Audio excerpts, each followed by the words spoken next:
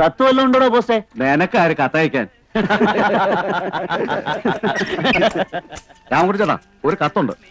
രാമവർമ്മ വിളടാ. എന്നാ രാമവർമ്മ ചേട്ടാ, ഒരു കത്തുണ്ട്. വീട്ടിൽ കൊണ്ടേ കൊടുക്കടാ. മുടി മുറിക്കുമ്പോഴാണ് കത്ത് തരണേ. ഇത് രജിസ്റ്റേർഡാ. റേഷേഡോ? എനിക്കിപ്പോ താരാ റേഷേഡ് അയക്കാൻ? എന്നാ മകളുടെ റേഷൻ മാരേജ് കഴിഞ്ഞു കാണും.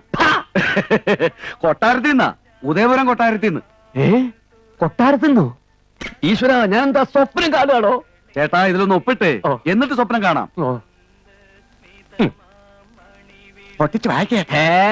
ഇപ്പൊ വേണ്ട. ഞങ്ങൾ രാജവംശത്തിൽപ്പെട്ടവരാണെന്ന് എത്ര വട്ടം പറഞ്ഞാലും വിശ്വസിക്കാത്ത ഒരുത്തനുണ്ട്, അപ്പു. അവൻ തന്നെ പൊട്ടിച്ച് വായിക്കട്ടെ.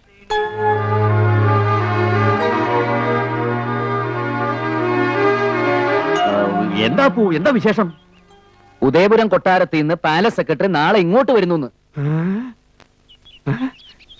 ഈശ്വര, എന്തിനാണാവോ പുറപ്പാട്?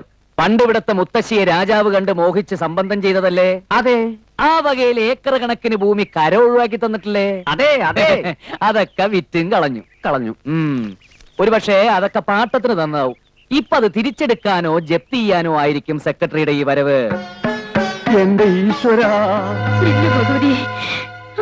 ചോദിച്ചല്ലോ.